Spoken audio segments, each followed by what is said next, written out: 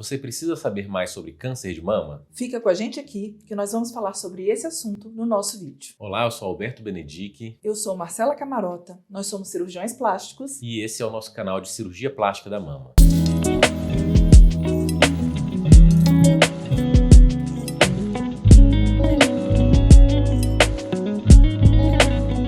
O nosso vídeo de hoje é sobre o câncer de mama.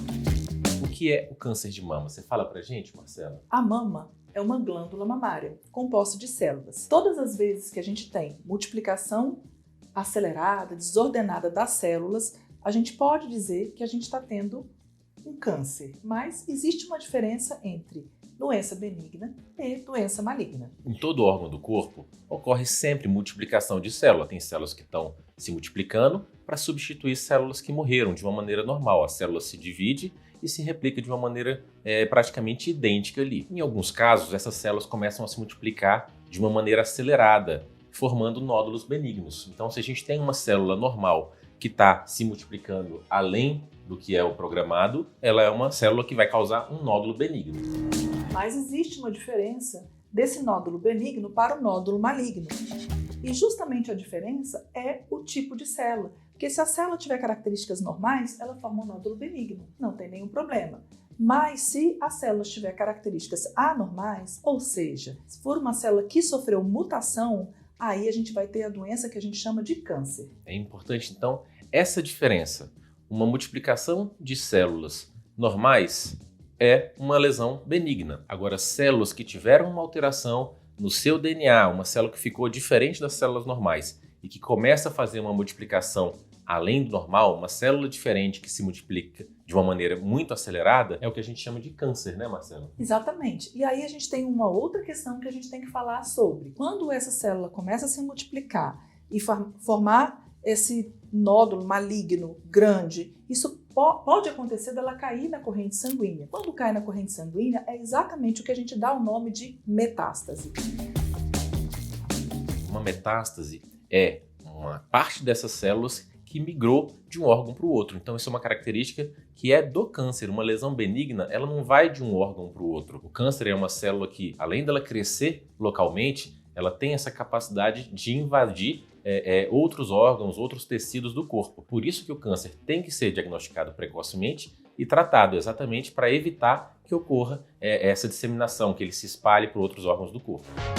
E quais são os fatores de risco para que isso aconteça? O primeiro deles que eu vou falar é sobre exposição a hormônios. Então, todas as mulheres que ficam mais tempo expostas ao estímulo do hormônio, elas têm maior chance de ter câncer de mama. Por exemplo, a menina que menstrua mais cedo, ela vai ter mais chance do que a que menstrua mais tarde. A mulher que entra na menopausa mais tarde e ficou exposta mais tempo aos hormônios, ela tem mais chance do que a que tem menopausa precoce. Isso é importante também quando a gente fala da gestação, porque as mulheres que têm gestações ou mais gestações, elas ficam menos expostas aos hormônios do nosso corpo. Portanto, elas têm menos chance de ter câncer de mama. A idade também é um fator de risco. A gente costuma falar que após 45 anos inicia o grupo de risco para o câncer de mama. Mas cuidado com a idade, porque hoje nós verificamos que meninas novas também podem ter câncer de mama.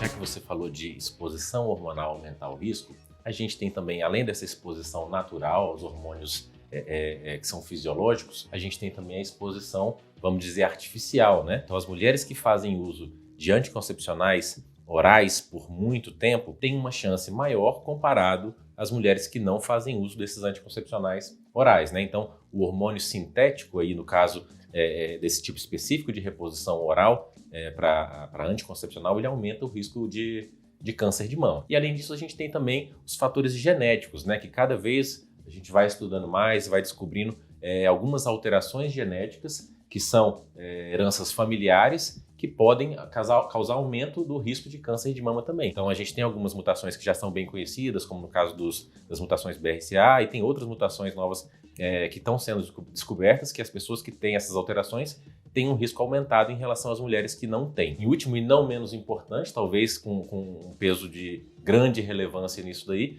são os fatores ambientais, né? Pacientes que são sedentárias, que não fazem atividades físicas, pacientes que estão obesas, acima do peso, pacientes que têm uma carga de estresse muito alta, são pacientes também que têm uma chance maior de ter câncer de mama do que a população em geral. Então é importante se cuidar para diminuir os fatores que podem ser diminuídos. Além das tabagistas, né? O tabaco, o cigarro também entra como fator ambiental do câncer de mama. Só para a gente finalizar, eu queria só lembrar que esses fatores ambientais são os que a gente tem controle, não é? Então são os que a gente pode evitar. Então, cuidar dos hábitos de vida, ter uma vida menos estressante, evitar o tabagismo, são coisas que a gente pode fazer para evitar o câncer de mama. Se você quer saber mais sobre cirurgia plástica da mama, se inscreve no nosso canal. E se você gostou desse conteúdo, encaminha para alguém que precise dele.